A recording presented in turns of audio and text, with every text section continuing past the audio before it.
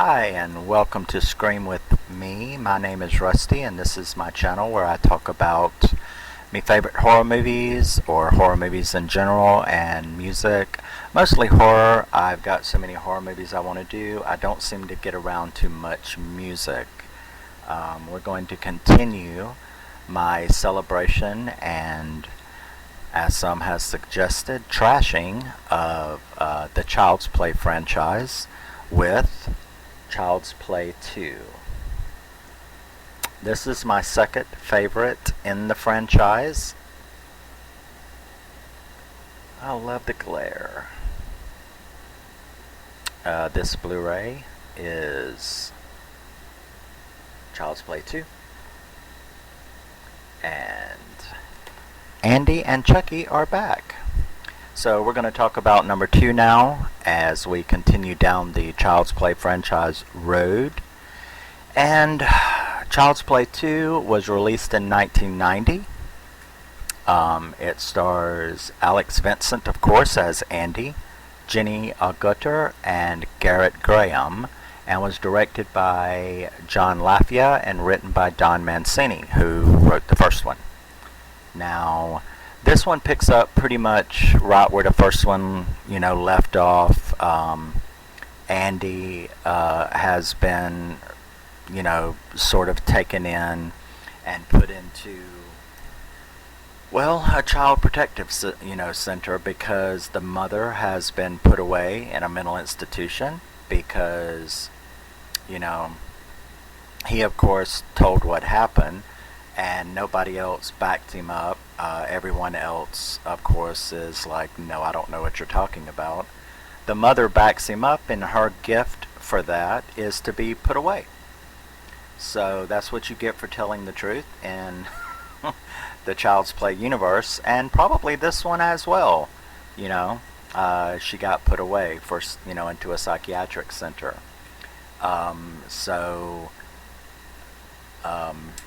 The movie begins in the factory where they are, the head of the company, the toy company, was so distraught by the incident and the bad press that came from this kid who supposedly, claimed his Chucky doll caused all these problems. Of course, the public doesn't believe it, but there's still PR damage. So they had went and got the exact doll. They had gotten Chucky and took it to their research and development department to have them personally rebuild it to test it. So they're going to test out this supposedly demonic doll, not necessarily because they believe it, but because they want to find a way to explain it. It looks to me like they were trying to figure out whether they could blame it on some kind of malfunction, that someone had messed with the tape recording, the tape in the doll and stuff like that. Now, this one really doesn't take too long. This is where Chucky really takes off in this movie. We've got him set up, so now we can just go full force horror. There's no backstory needed. We know everything now. So I think you get the first kill within 7-8 minutes of this movie beginning. As soon as they get the doll all put together, they're finished except for putting the eyes in. The machine doesn't want to work, but they force it, and then it works fine. It puts the eyes in, but while it does, it electrocutes the worker who was controlling the machine. So bim bam boom, right off the bat you have the first kill in this movie, and it was pretty gory. It was a nice electrocution, bloody, red, stuff like that. So like I said, Andy is back, and he is now being held in a child protective center where they're going to foster him out to another family. Now, the family that decides to take him, or that they get to take him, is Jenny Agutter and her husband. I can't really remember his name. I could look it up there, but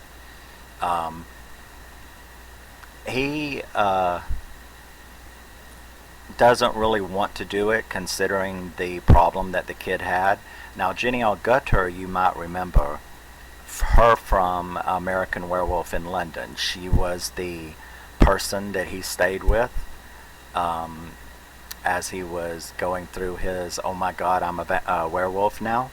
So that's Jenny Agutter. And so I'm looking at my notes.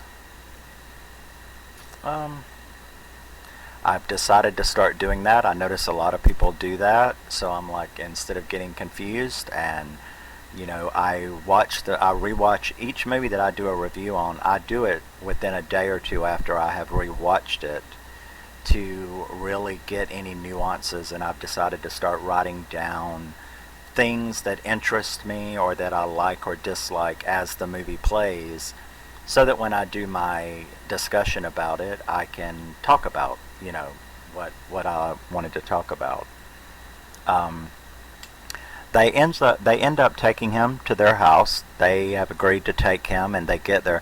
Now, the first thing that I'll say is I fucking hated their house. I mean, the house itself was beautiful, but when they walked inside, the first thing that I thought of was, who in their right mind would paint the main color scheme of their house inside Pepto-Bismol?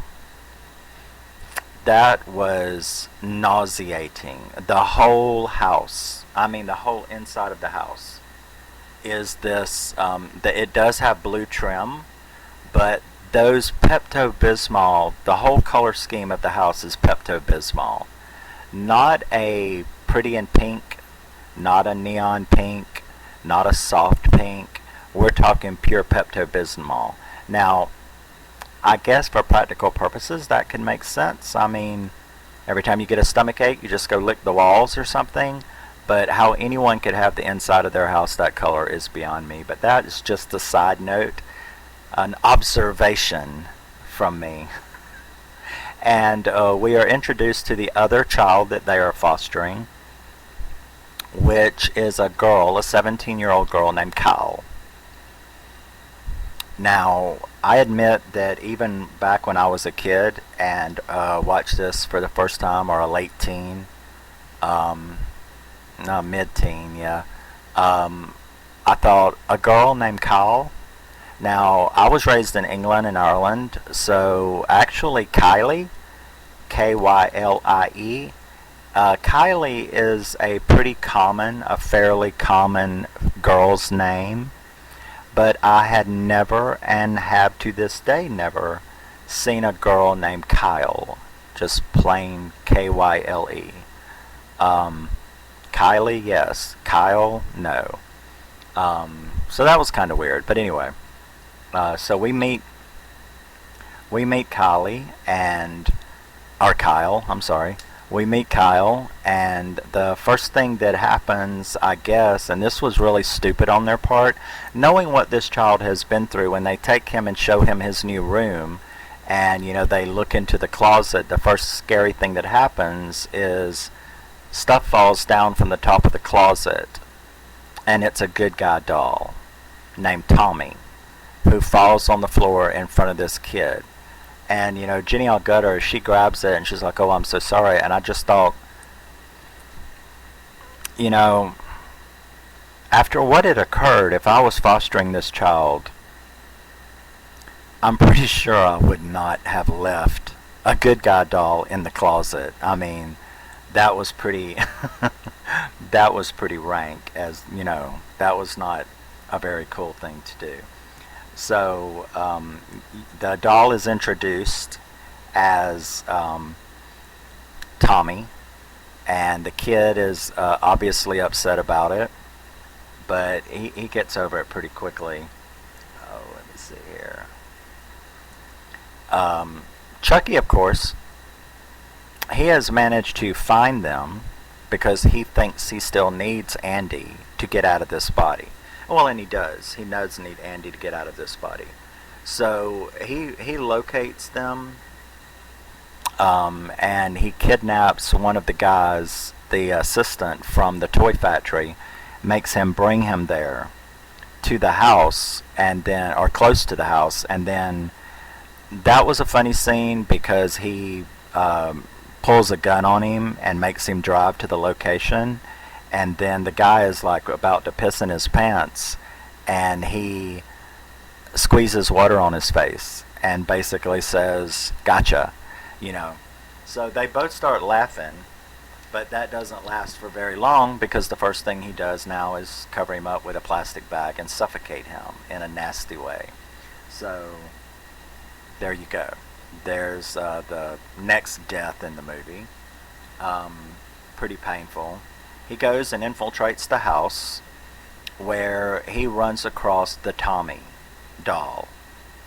And that was kind of funny because he, like, get the fuck out of my face.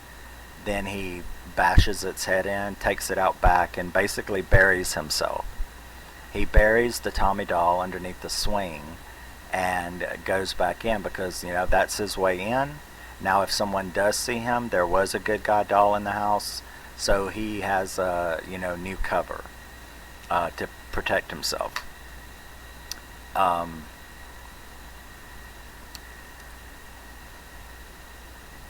It was that very night, that Andy wakes up and he's got a sock in his mouth and he's tied to the bed.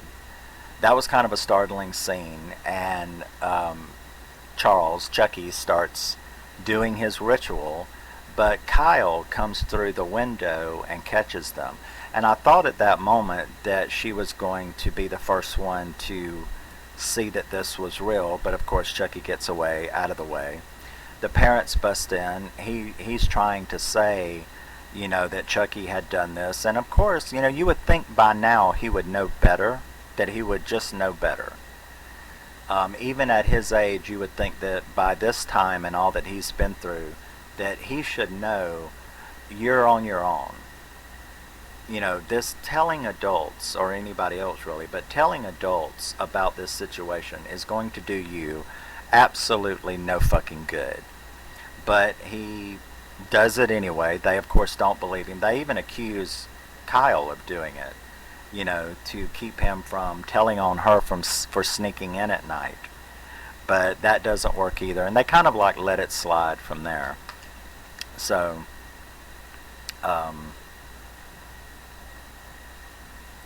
I really did like, as my notes say, I really did like the relationship between Kyle and Andy.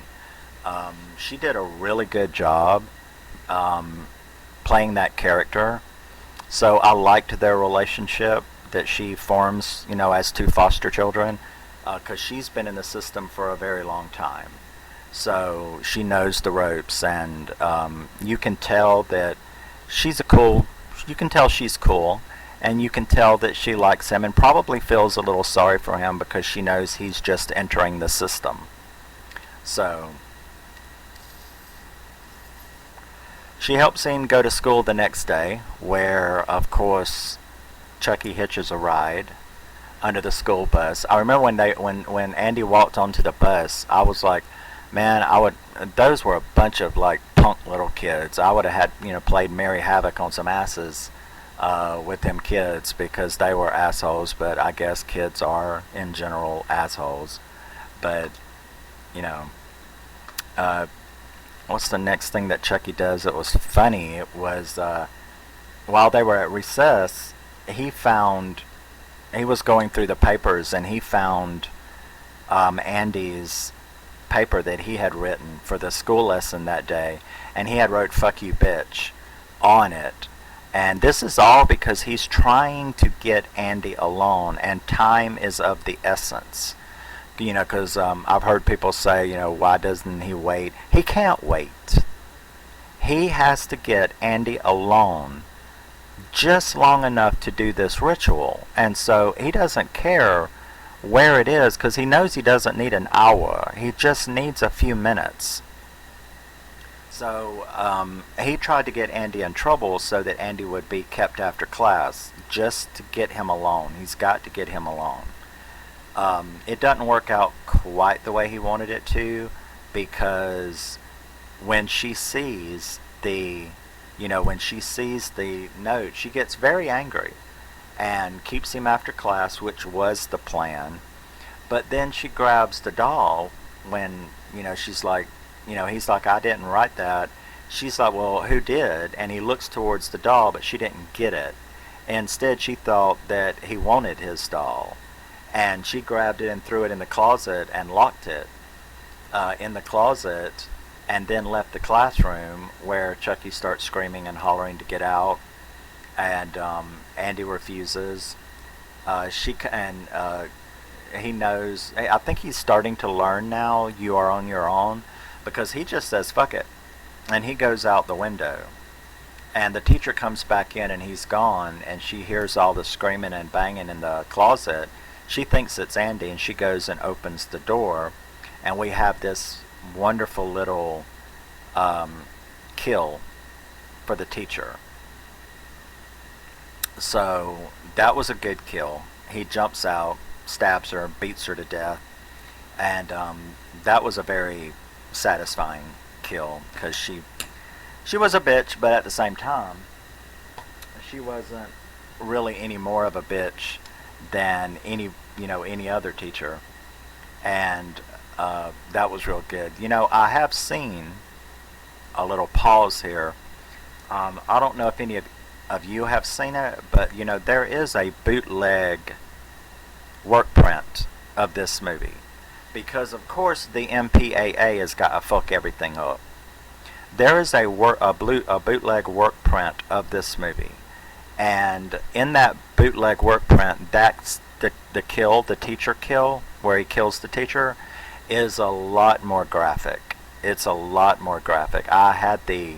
Wasn't a great transfer, but great quality, but I was able to see the work print of this, and it's really cool. If you can find it out there somewhere, just be aware that it exists. There is a work print of Child's Play 2, and the teacher kill is a lot more graphic.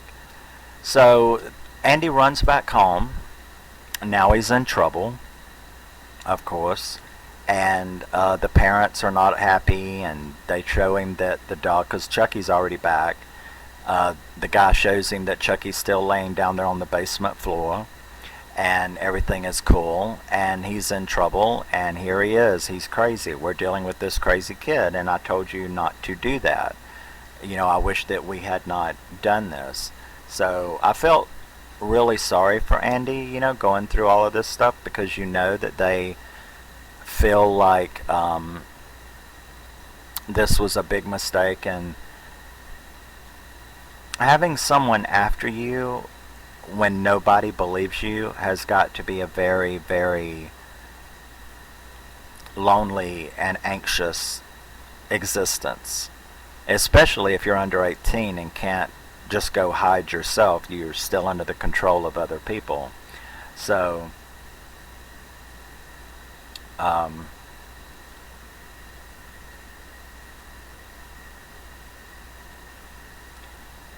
that ends up leading us to what?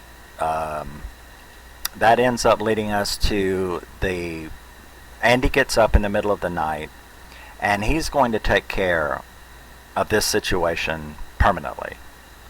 So he goes and gets a electric carving knife, and he's going to go down into the basement, and he's going to, take care of Chucky by obviously dismembering this doll to hell and back. And instead, when he opens up the door, Chucky's not there, just like he knew. So he goes down there looking for him, and that's when the foster guy comes. He hears the noises of. That was a scary scene, actually. The basement scene was really good between Andy and Chucky. So the foster guy, he comes down, opens up the door, starts coming down the stairs, telling Andy to put down the knife, because they think they're dealing with a little psycho kid, like most people would, and Chucky ain't gonna have it. Chucky ends up, what's he got? A harpoon, I think, a harpoon with the hook on it. So he ends up tripping the guy coming down the stairs, and he ends up twisting and falling and ending up hanging there. And that was a real funny Chucky line, because he was like, how's it hanging? You know, what's the name? Phil? So he's like, how's it hanging, Phil?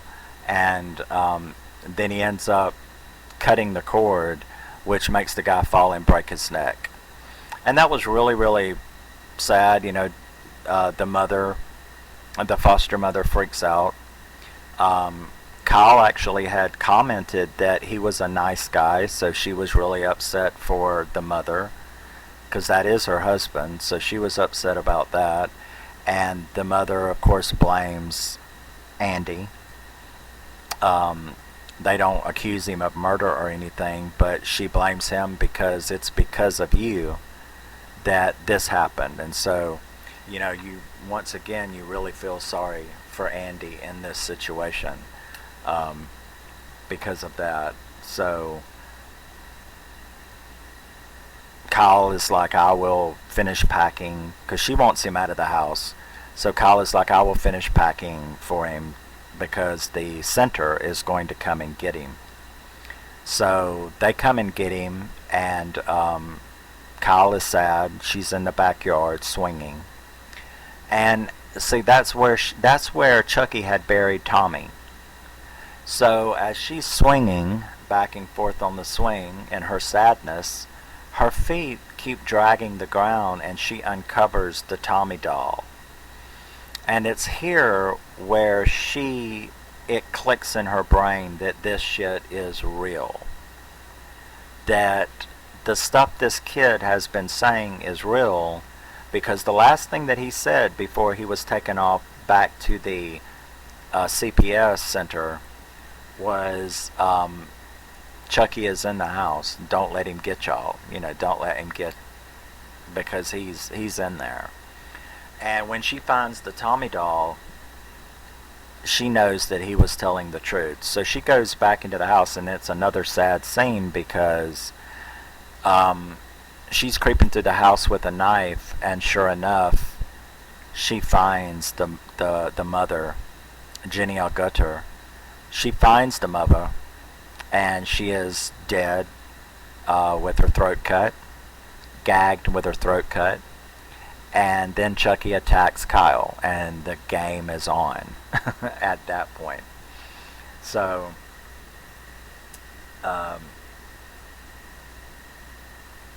they fight for a little bit, taken hostage. So Kyle is taken hostage, and that was a cool scene, the chase scene, you know, in the car, because I think a bunch of funny lines come right here during that chase scene, because I think the funniest one is, you know, when he looks at her and he goes, haul ass, you know, and she's like, it's a station wagon. It's like, we're not going to haul ass in a station wagon. Because the cops had came up behind them and wanted them to pull over, and that's when Chucky had said haul ass, and she said, we're in a station wagon, we're not going to haul ass in a station wagon. So he's like, oh yeah, that's right, well, stop. So, you know, she stops, and the cop comes up to the window, asks her what the hurry is, and this was back when cops were still cool, you know, and kind of looks at her and is like, what's it, you know, what are you up to? And nothing, no big deal. She was just speeding a little. It wasn't even really that much. She is in a station wagon after all. And he sees the good guy doll, and he's like, oh, that's cute. That's one of those good guy dolls. You know, what's its name? You know, and Chucky actually turned and said, hello, my name is Chucky. And I was like, he really didn't say it in the doll way. He said it in his own way, which I thought was kind of cool. But the cop didn't get it, and his nose started to bleed. And, you know, he's like, what is that? And she said, well, you know, have you heard about those dolls that pee? Well, this one bleeds. And the cop actually accepted that, told her to slow down, and went on. So that was pretty funny. And we end up having a pretty cool chase scene where she ends up knocking him out of the window, trying to run him over. He ends up getting Andy, because now we go to the CPS center where Andy's at. All Andy knows, and Andy's ready. He's fully dressed. He doesn't even bother to get in his pajamas or anything because he knows shit's coming. So all of a sudden the alarms go off in the CPS, and Chucky is ready. He's dressed, got his shoes on and everything, and he starts leaving.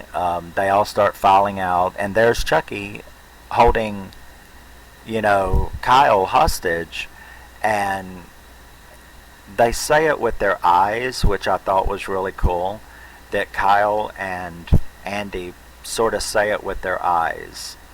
And even the headmistress, is kind of like, did you do this? And I think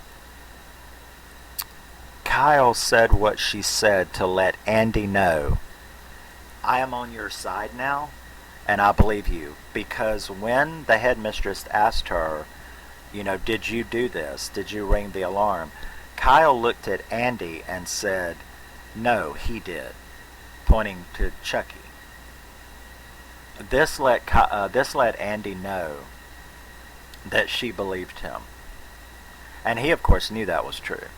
So the headmistress pulls her into the office, and that was a scary scene because I really didn't expect Chucky to jump when he did.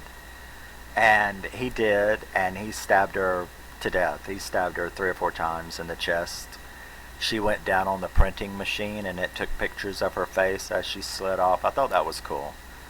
And that was an interesting kill. And then Chucky and, Kyle, yeah, that was it. When they walked in, Chucky slammed the door shut, and Kyle was outside banging on it, and it was just Chucky and Andy in there with the headmistress, and he killed her right there immediately. Kyle then broke in, saw her dead on the floor, and Andy and Chucky was gone down the road. So we're having another chase scene because there was that. Check my notes. They end up going to the toy factory. So we're back at the toy factory where the movie began, and that was a fantastic scene as well. The toy factory scene, all of the stuff that took place in the toy factory was just one cool scene after another of Andy and Kyle and Chucky, because see, he almost got Andy. However, it's too late. That's the big reveal happens, because before Kyle could get to them, he did get Andy down. He did complete the ritual, and all it did was make his nose bleed because the ritual didn't work. And that's when good old Charles Lee Ray knew that it's too late. He's been in the body too long. He screams right about the time that Kyle arrives and dumps a bunch of dolls on him. And there you go. Now we're in a whole new dimension, because he finally got what he had been after now for 2 movies. He got Andy, and he completed the ritual, and it did not work because he has indeed been in that body too long. So you're like, oh shit. So now Chucky is just enraged now because there's nothing else. You end up having a huge number of cool things happen in that toy factory scene, including the cool kill where the maintenance man came down and tried to fix the track, the assembly line, and right at the part where the eyes get put in to the doll. And the second that I saw him, even back when I first saw it, I was like, oh no. He's fixing to have doll eyes, I guarantee. that he's somehow or another, he's going to have doll eyes when this is all over. And sure enough, he gets in there, he fixes that part, Chucky attacks him, he falls backwards, and he gets doll eyes put into his head. That was wonderful. That was a really good scene. So I liked that. That was cool. And you go through more and more and more. Lots of fights. The Toy Factory scene is wonderful. It was like the basement scene. Everything was right in this movie. Several times you think they beat Chucky and he comes back, until the very end when he gets completely covered in wet rubber. You know, Andy is the one that did it, gets him in the right position to completely cover him with latex, liquid latex, I guess might be the best way, or liquid plastic, but more like, I would think latex is what I would think, or some combination of latex and plastic. But and that was it. Kyle and Andy walk out of the factory and the credits roll. So that's all of the spoiler for Child's Play. Of course, I leave stuff out. I'm not going to go through every single detail because you should watch the movie if you haven't seen it. Child's Play is a fantastic movie. Child's Play 2 is my second favorite of the franchise. And I love this movie because of it going full force. You know, the first movie was setting things up. It was an interesting story. It was a new world with a new origin story, and it's a fantastic movie. But Child's Play 2 is when things kick into pure Chucky is a psycho mode. And I love that. And one of the other biggest things about this movie that means a lot to me is Grace Zabiskie and Beth Grant. Okay. Now, if you don't know who that is, Grace Zabiskie is a phenomenal character actress. She has been in so many movies, from Bastard Out of Carolina. She was the mom in Bastard Out of Carolina.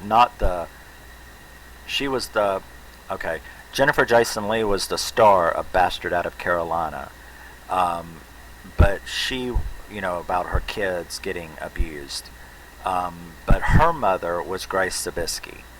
Grace Zabiskie was one of the workers who worked with Sally Field in the movie Norma Ray. Grace Zabiskie was the forest lady in the one see, I guess it's according to whether you consider The Mummy a horror movie.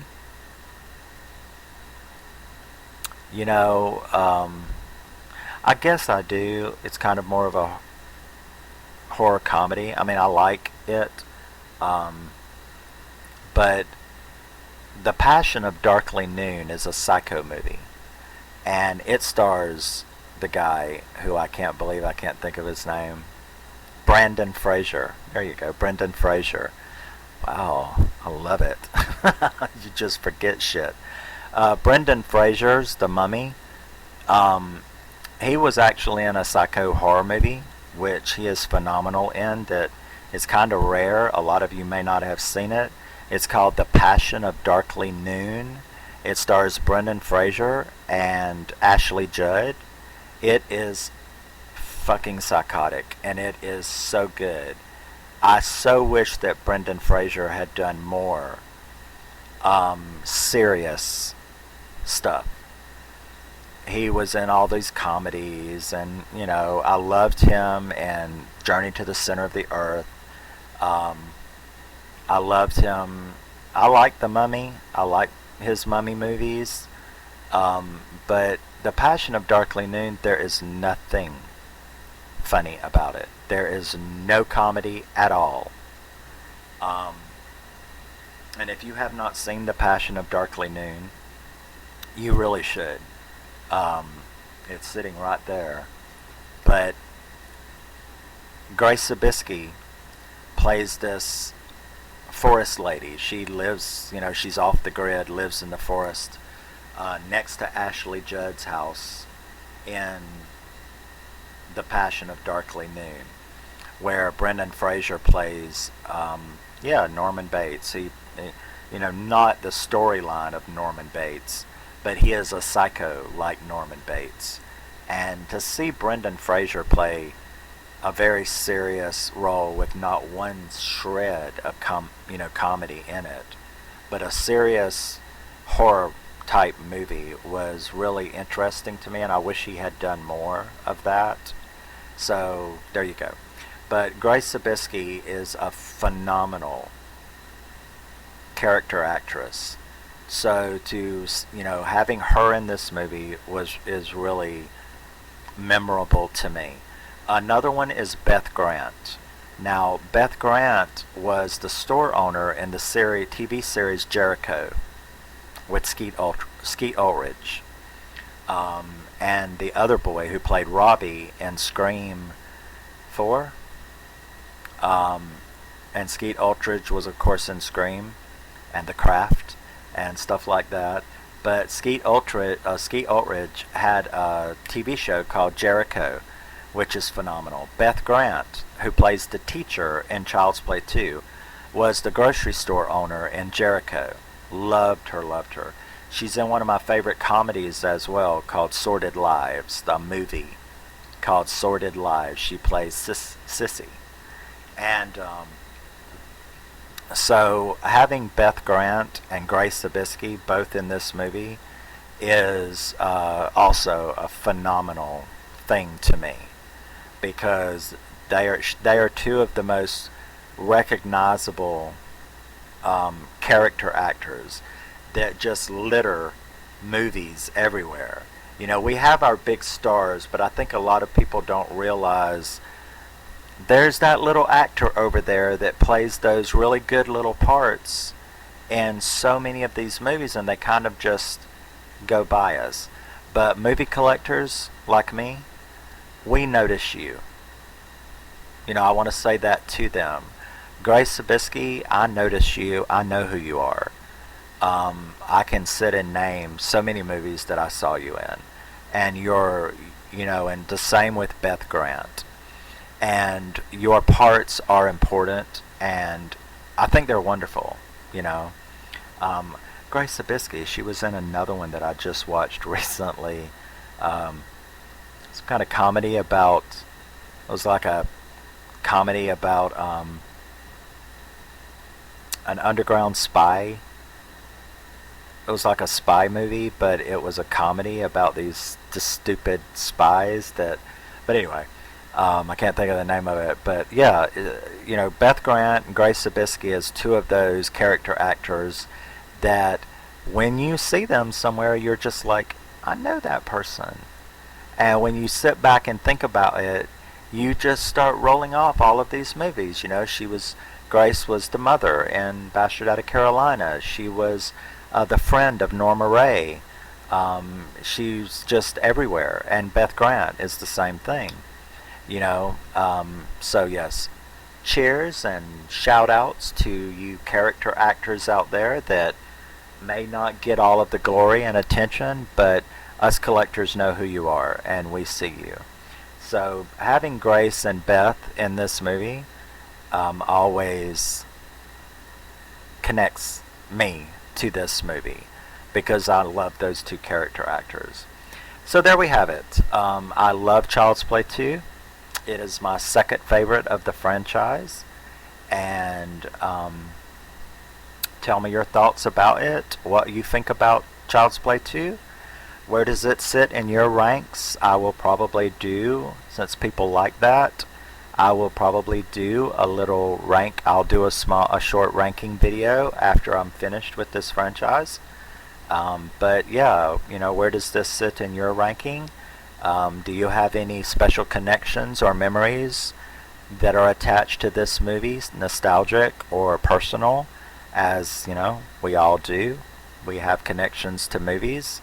That's why people hate some movies while their friend loves it to pieces, is because we have connections to movies. Some people have connections to books. Mine is music. I have connections to music, and I have connections to cinema. Movies, TV shows, film, TV shows. So yeah, that's where I connect a lot of my personal memories and time space. Your time space. If you watch Child's Play 2, I remember things in my life when I saw it the first time.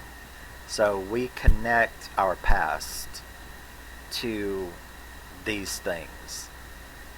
I mean, what does The Lost Boys do for you when you see it? I know what it does for me. I know what the mood it puts me in just thinking about The Lost Boys.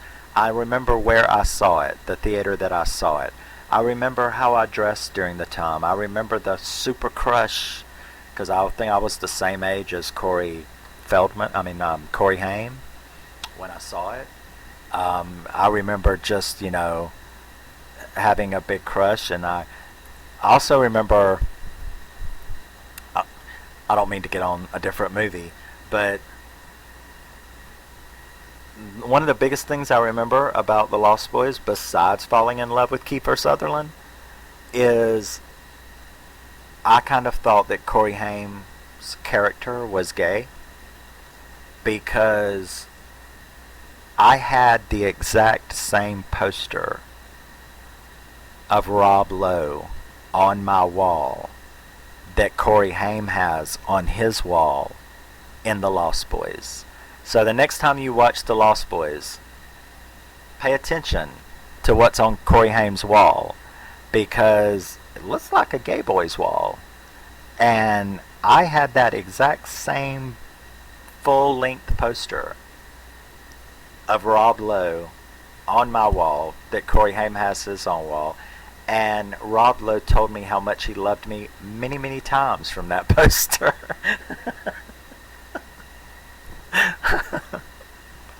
If you remember those life-size posters, I mean, they're not completely life-size, but they're big enough that when they're looking at you, they can, you can like sit there and kind of like pretend they're asking you out on a date. But yeah, so I've enjoyed talking about this movie with you, and I will be back to talk about Child's Play 3, which is coming up. And yes, so thank you for watching this later. I'm interested to hear your thoughts on it, and I will see you in the next one, Child's Play 2, released in 1990. And yeah, so enjoyed it, and I will see you in the next one. Love you, miss you, bye, and stay scary and keep screaming.